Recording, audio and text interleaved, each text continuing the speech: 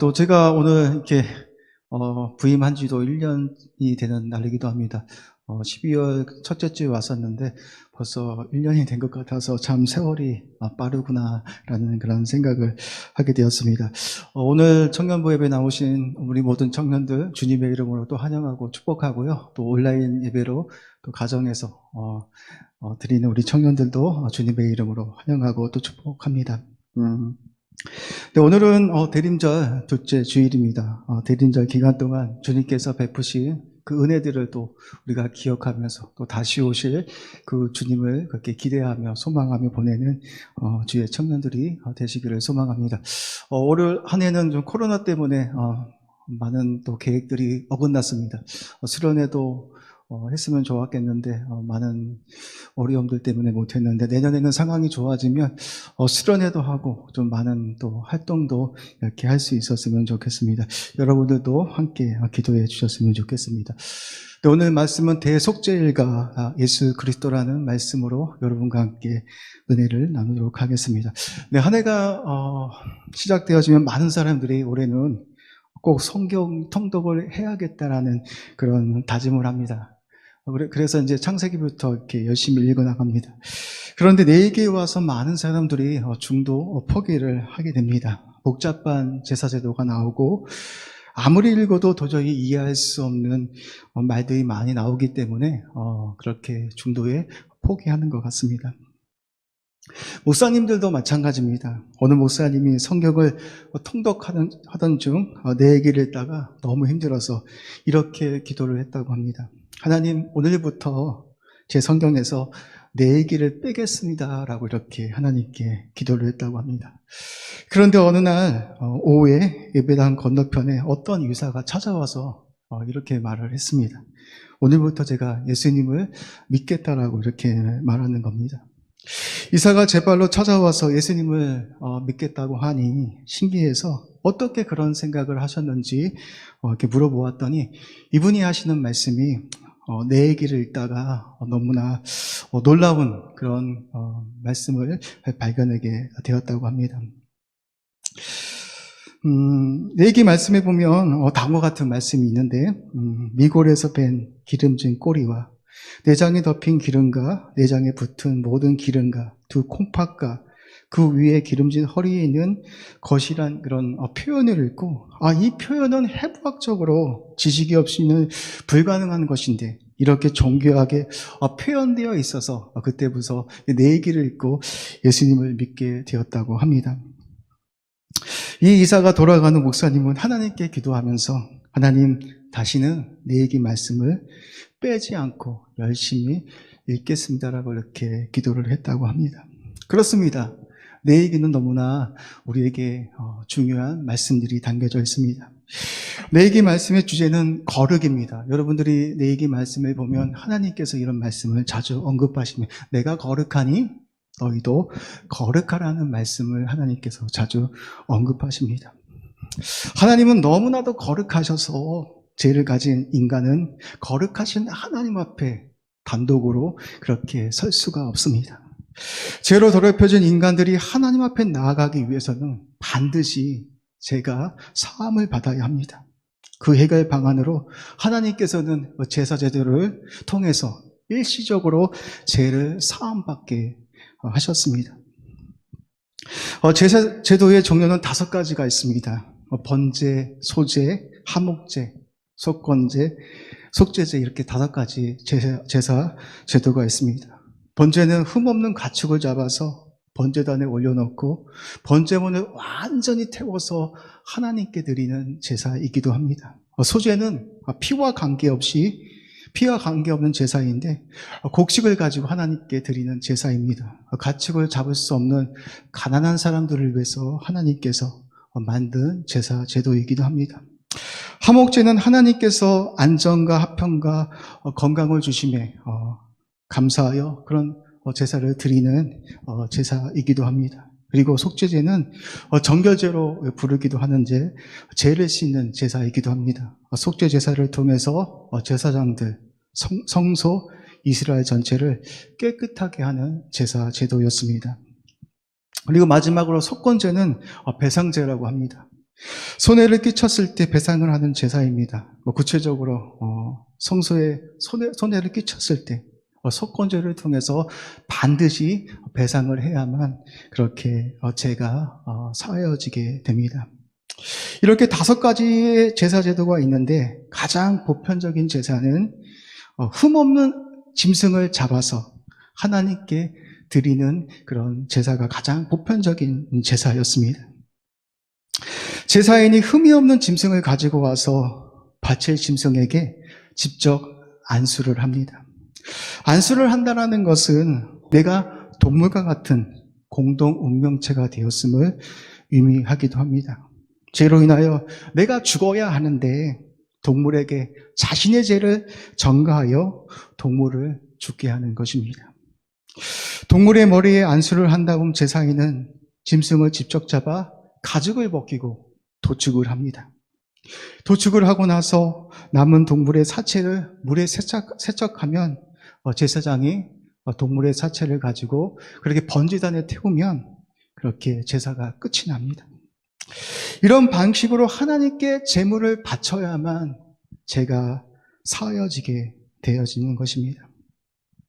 이런 제사 과정을 보면 제사인이 얼마나 많은 수고를 합니까? 흠이 없는 짐승을 직접 가지고 와서 안수를 하고 도축을 하고 또한 그 짐승의 내장들을 물로 씻어서 하나님께 드려야 했습니다. 그 제사인의 수고가 없이는 하나님께 나아갈 수가 없는 것입니다. 하나님께 예배를 드리는 우리들의 모습들은 어떻습니까? 토요일이 되면 밤새도록 게임을 하거나 다른 일을 하다가 교회에 오면 몸과 마음이 다 지쳐서 비몽사몽한 상태에서 예배를 드리는 사람들이 참 많이 있는 것 같습니다. 피곤해 지쳐 1시간 푹 자고 그렇게 집으로 가는 사람들도 참 많이 있는 것 같습니다. 우리가 예배를 드리던 기도를 하던 봉사를 하던 간에 우리는 하나님께 최고의 것들을 드릴 수 있는 마음을 가져야 합니다. 기도를 할 때도 정신이 가장 팔팔하고 몸과 마음이 가장 좋을 때에 기도할 수 있어야 합니다. 제일 좋은 시간들은 이것저것 하다가 몸과 마음이 완전히 방전이 되어서 피곤한 채로 하나님께 기도하는 것이 아니라 여러분의 몸과 마음이 가장 컨디션이 좋을 때 그 시간에 하나님께 기도를 드려야 합니다. 우리의 헌금도 그렇습니다. 지갑에 있는 1,000원짜리 한 장을 꺼내서 하나님께 드리는 것이 아니라 적은 금액일지라도 최선을 다하여 하나님께 드릴 수 있는 그런 마음들이 있어야 합니다. 제사인은 하나님께 나아가기 위해서 가장 좋은 가축을 선택해서 자신이 직접 도축하여서 하나님께 최상의 제물을 드렸습니다. 우리에게도 이런 마음이 너무나 필요합니다. 하나님은 살아계십니다. 오늘 이곳에 성령 하나님께서 우리와 함께하여 주십니다. 여러분의 마음 상태를 다 아시는 하나님께서 여러분들이 어떤 마음으로 이 자리에 와 있는지를 하나님께서는 다 우리의 마음을 살피시고 아십니다. 코로나로 인해서 현장 예배가 많이 어려워졌습니다. 전과 같이 예배를 드리지 못하고 있습니다. 우리가 이런 시간들을 보내면서 우리가 진지하게 하나님 앞에 물을 수 있는 시간들이 되어야 합니다. 그동안 한국교회에 수없이 드렸던 그 수많은 예배가 정말로 살아계신 하나님을 위하여 드렸던 예배였는지 아니면 우리의 만족을 위해서 드렸던 예배였는지를 우리가 한번 진지하게 한번 살펴볼 수 있는 그런 시간들이 되어져야 합니다. 많은 교회들이 살아계신 하나님을 향해서 예배를 드린다고 했는데 우리가 드렸던 모든 예배가 그냥 종교의식처럼 그렇게 드렸던 예배는 아니었는지 우리 자신들을 한번 뒤돌아볼 수 있었으면 좋겠습니다. 하나님께서 예언서에서 이스라엘 백성들을 향해서 끊임없이 했던 이야기가 무엇입니까? 역겹다, 가증스럽다 이렇게 말씀합니다. 너희들이 드리는 희생제, 제사를 더 이상 받지 않겠다라고 말씀하고 있습니다. 마음도 없는 살아계신 하나님을 향하여 온전히 마음도 쏟지 않은 그런 형식적인 예배를 향해서 주님은 더 이상 받지 않겠다라고 말씀하고 있습니다. 사랑하는 청년 여러분, 여러분들은 어떤 마음을 가지고 이 자리에 나오셨습니까? 토요일에 밤늦게까지 자지 않고 비몽사몽한 상태로 이 자리에 나오지는 않았습니까? 우리가 살아계신 하나님을 향하여 예배를 드린다고 하는데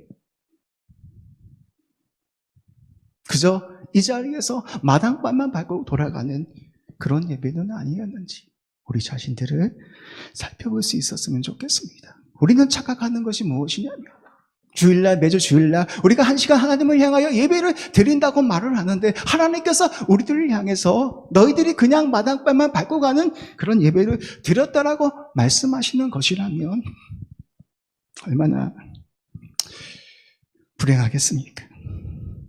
저는 여러분이 하나님께 나올 때 최고의 것들을 드릴 수 있는 여러분의 마음과 여러분의 모든 정신이 온전히 멀쩡해서 하나님께 최고의 것들을 드릴 수 있는 그런 예배자가 되시기를 주님의 이름으로 축복합니다.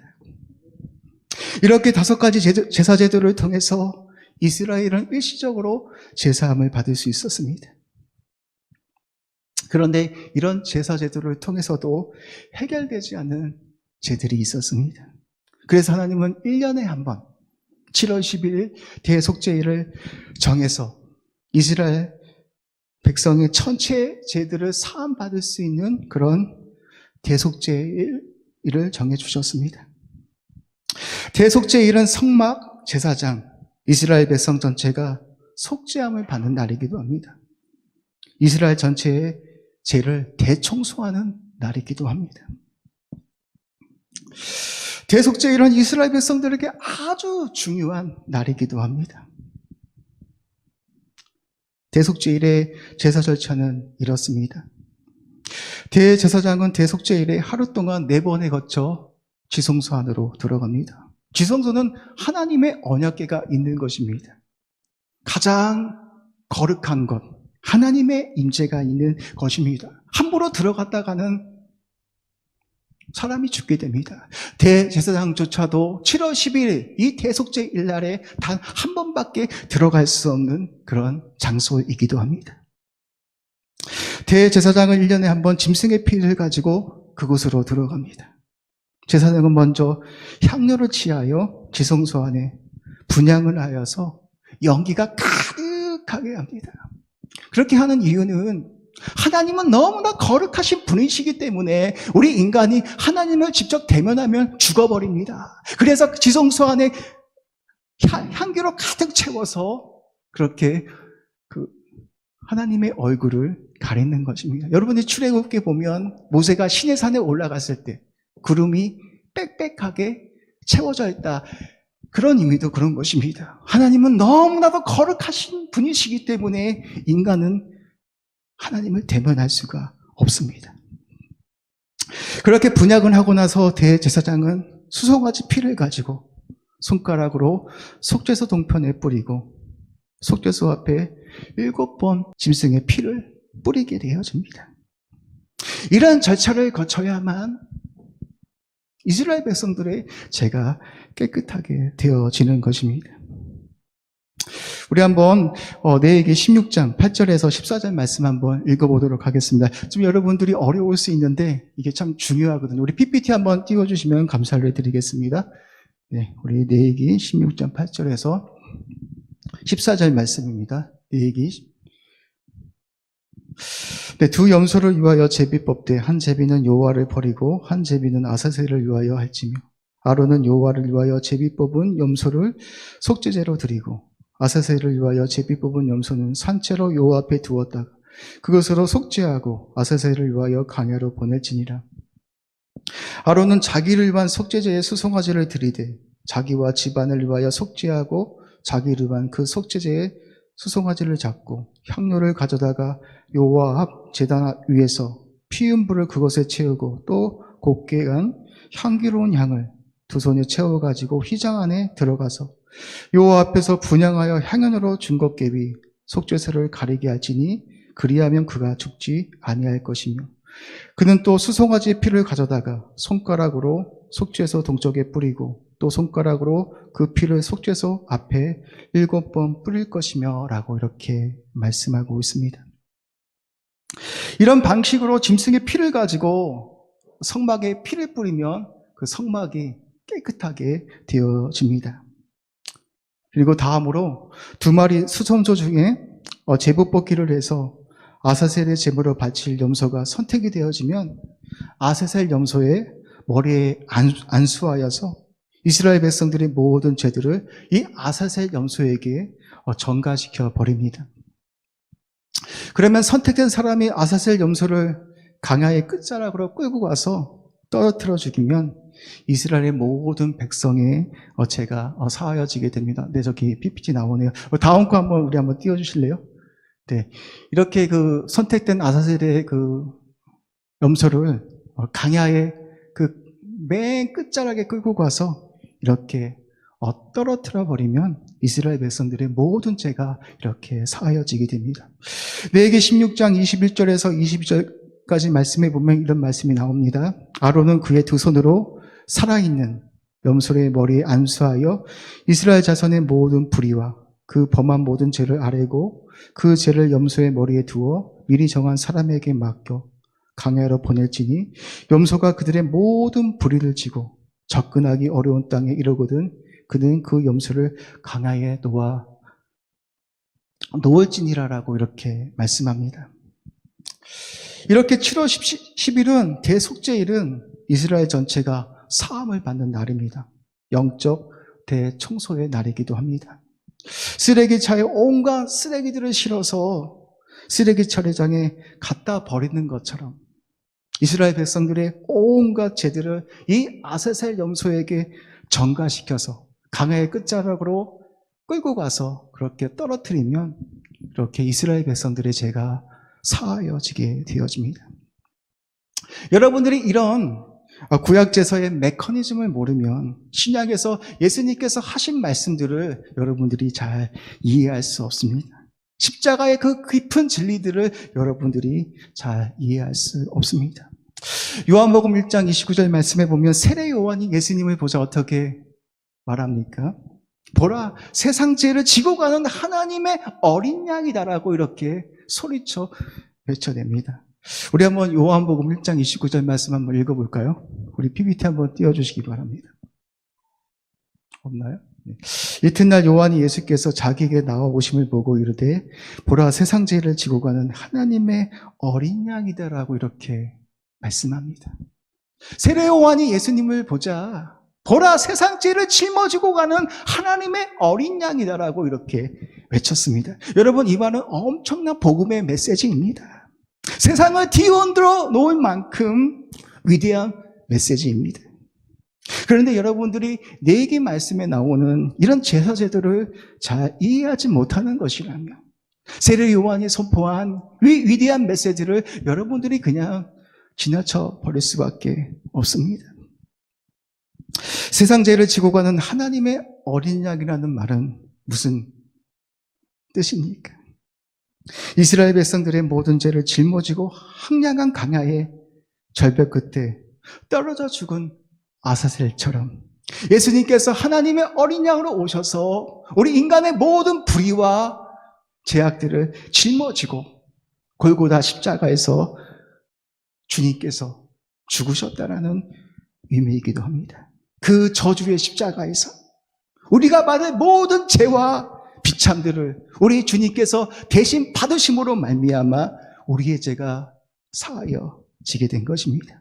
루터는 이것을 즐거운 교환, 위대한 교환이라고 이렇게 말을 했습니다. 우리와의 이 즐거운 교환으로 그분은 우리의 죄된 인격을 자신에게 입히시고 자신이 무죄하고 승리하시는 품격을 우리에게 허락하셨다. 이것을 읽고 단장한 우리는 율법의 모든 저주에서 그렇게 해방되었다라고 그렇게 말하고 있습니다. 바울도 고린도후서 5장 21절 말씀에서 이렇게 말을 합니다. 하나님이 죄를 알지도 못하신 이를 우리를 대신하여 죄로 삼으신 것은 우리로 하여금 그 안에서 하나님의義가 되게 하려 하심이라고 이렇게 말하고 있습니다.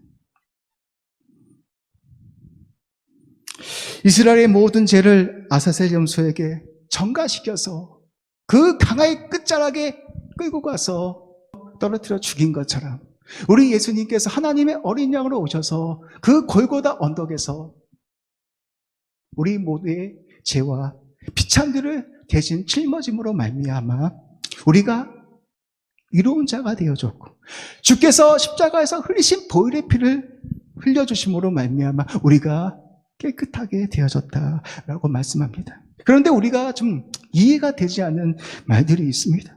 아니, 우리가 죄를 지었으면 우리가 십자가에 달려 죽어야 하거나 우리가 죄를 지었으면 그 동물의 피를 우리에게 뿌려야 되는데 왜 예수님께서 십자가에서 그분이 죽으셨는데 왜 우리가 깨끗해지고 우리의 죄가 사여지는 이유가 무엇입니까?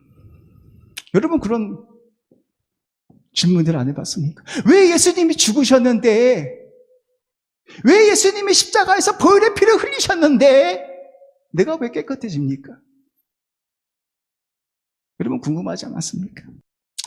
앞에서 보았듯이 아론이 항소를 잡아서 항소의 피를 가지고 어떻게 합니까? 지성소 안으로 들어가서 어떻게 합니까? 그 피를 속죄소 앞에 피를 바르고 7번 뿌렸습니다. 지성소가 어디입니까? 성막이지 않습니까? 하나님의 성막이 있는 곳에 피를 뿌리면 이스라엘 백성들이 죄가 사하여지는 겁니다. 여러분 우리가 여기서 정말 중요한 메시지가 있습니다. 왜 성막에 피를 뿌렸는데 이스라엘 백성들의 죄가 정결하게 되는 이유가 무엇입니까? 아니 그 짐승의 피를 이스라엘 백성들에게 뿌려야지 그 죄가 사하여지는 것인데 왜 성막에 피를 뿌렸는데 이스라엘 백성들의 죄가 정결하게 되었다라고 성경은 말씀하고 있습니다.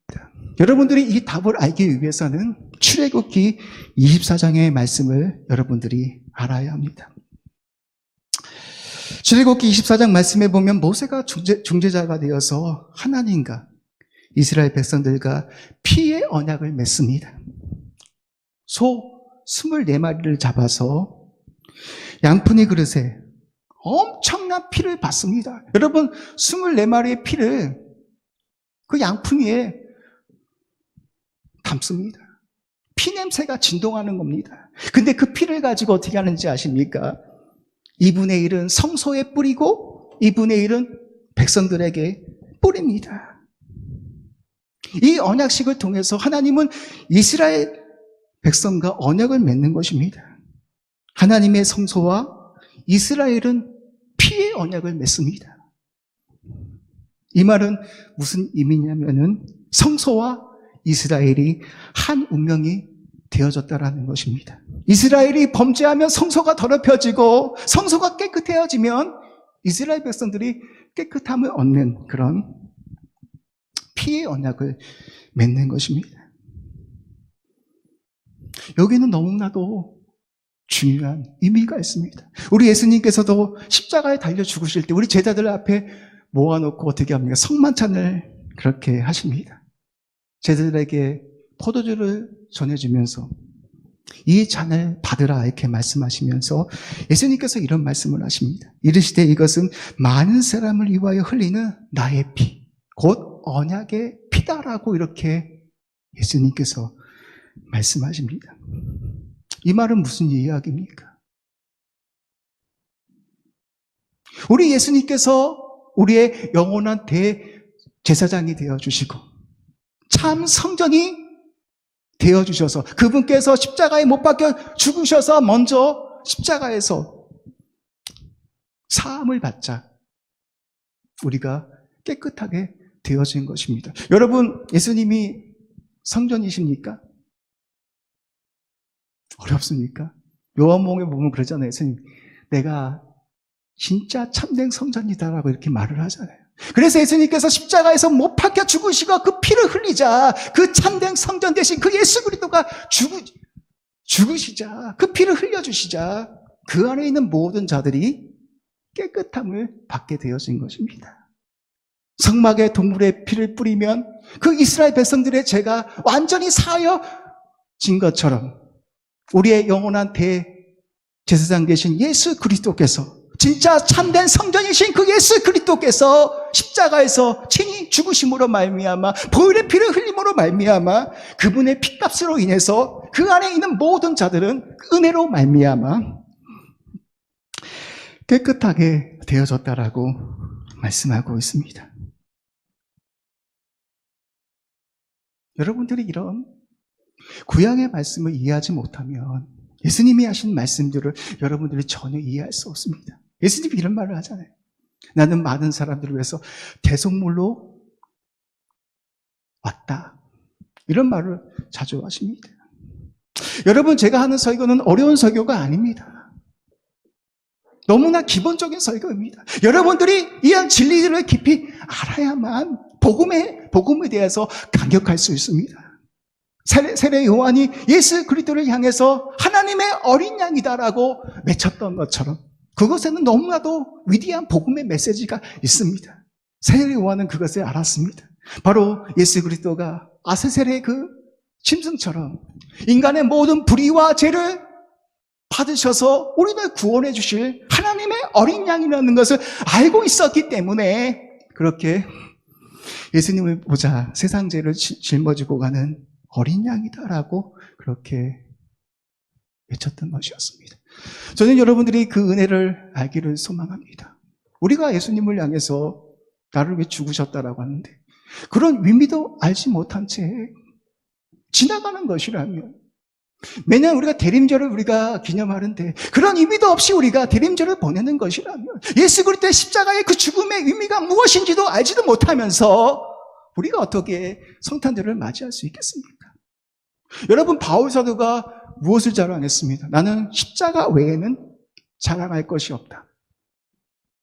모든 것을 다 누려보았던, 모든 것을 다 가져보았던 그 바울 사도가 십자가를 발견해서 나는 십자가 외에는 결코 자랑할 것이 없다라고 그렇게 고백했습니다. 여러분들은 어떤 고백을 내어놓을 수 있겠습니까? 하나님을 믿는 이유가 뭡니까? 예수님을 믿는 이유가 무엇입니까? 예수님을 믿어서 그냥 이 땅 가운데서 잘 먹고 잘 살고 형통하고 그것으로 끝나는 것입니까? 그렇지 않습니까? 그렇지 않습니다. 하나님의 비밀, 예수 그리스도를 발견하는 것이 여러분 인생 가운데 가장 최고의 축복입니다. 그럼 저는 여러분들이 좀 공부를 열심히 했으면 좋겠습니다. 커피 살 돈으로 좀 책도 사시고 공부도 하시고 성경도 좀 깊이 읽으셔서, 내기가 정말 어렵지만 내기를 알지 못하면 우리가 십자가의 그 은혜를 깊이 알 수가 없습니다. 저도 말씀을 준비하면서 좀 어려움을 느꼈습니다. 이것을 내가 우리 청년들에게 설교를 한다면 이해할 수 있을까라는 그런 어려움도 있었지만, 제가 말씀을 준비하면서 제 자신이 제일 많이 은혜를 받았습니다. 저는 여러분들이 2021년에는 주님을 더 깊이 알아갈 수 있는 그런 은혜가 있기를 소망합니다.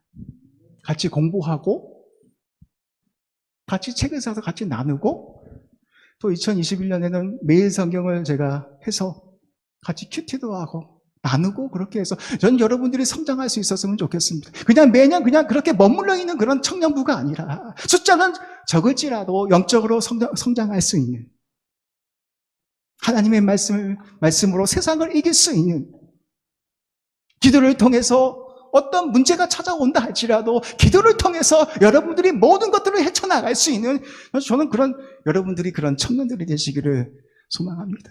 같이 기도해 주십시오. 부족하다 할지라도 그런 열정을 가지고 함께 공부해 주십시오. 저는 그냥 한 달에 주는 제 돈으로 5만 원 이상, 많게는 10만 원 이상 그렇게 책을 사서 지금도 그렇게 공부하고 연구하고 있습니다. 저는 여러분들이 공부하는 청년들이 되시기를 주님으로 축복합니다. 내가 좋은 대학에 나오지 못한다 할지라도 그건 별로 중요하지 않습니다. 여러분 지금은 준비할 때입니다. 열심히 공부하시고 기도하시고 하나님을 사랑하되 정말 끝까지 사랑하시고 예배를 드리되 가장 좋은 것을 하나님께 드릴 수 있는 그런 우리 청년들이 되시기를 주님의 이름으로 축복합니다. 제가 온 지 1년이 되었는데 여기 아까 앉으면서 여러분들의 찬양인들을 들으면서 개인적으로 많은 은혜를 받았습니다. 왜냐하면 여러분들을 통해서 뭔가 영적인 그런 것들을 제가 느꼈습니다. 부족하지만 여러분들과 함께 내년에 기도하고 나가면 이 산성교회 청년부 공동체가 하나님께서 주실 은혜들이 있겠다라는 그런 생각을 했습니다. 여러분과 함께 기도하면서 여러분과 함께 말씀을 붙들면서 그렇게 한 해를 마무리하고 2021년을 그렇게 시작했으면 좋겠습니다. 뜨겁게 하나님을 찬양하고 뜨겁게 여러분들이 하나님의 말씀을 연구하고 기도할 수 있는 그런 우리 산성교회 청년들이 되시기를 주님의 이름으로 축복합니다. 우리 잠깐 기도하겠는데요. 한번 우리가 대림절이지만 우리가 대림절 이렇게 보낸다고 하는데 대림절의 의미를 한번 기억하면서 우리 말씀을 한번 기억할 수 있었으면 좋겠습니다. 하나님, 제가 하나님을 믿는다고 하는데 성탄절이 우리가 다가오는데 어쩌면 성탄절은 하나님 기독교인들보다는 세상 사람들이 기다려지는 그런 거룩한 성탄이 아니었는지 우리 자신들을 돌아봅니다. 하나님, 내가 죽어야 하는데 내가 그 흠이 없는 동물처럼 내가 십자가에서 저주를 받아 죽어야 하는데 어린 양 되신 예수 그리스도께서 나의 모든 죄와 비참들을 십자가에서 그 저주의 십자가에서 받으시고 나를 의롭다 하여 주시고 십자가에서 흘리신 주님의 거룩한 보혈의 피가 나를 깨끗이 씻겨주셔서 의롭다 칭하여 주시니 하나님, 이 은혜가 얼마나 큰지 말로 다 현안할 수가 없음을 고백합니다. 하나님, 우리가 십자가를 이야기하는데 예수님을 이야기하는데 예수님의 그 죽음을 이야기하는데 아무런 깨달음도 없이 아무런 지식도 없이 그렇게 살아왔음을 고백합니다. 성령이여, 성령이여, 원하있기는 우리 청년들의 눈과 귀를 열어주셔서 하나님이신 예수님께서 나를 위해 죽으셨다라는 것을, 하나님이신 예수님께서 십자가에서 물과 보혈의 피를 흘려서 나의 죄를 깨끗하게 하여 주시고 하나님의 자녀로 삼아주셨다라는 이 구원의 감격이 성령의 능력을 통해서 회복되어질 수 있도록 하나님 은혜를 베풀어 주시옵소서. 이렇게 우리 갈급한 마음으로 한번 주님의 십자가를 기억하면서 우리 계속해서 한번 기도하도록 하겠습니다. 기도하겠습니다.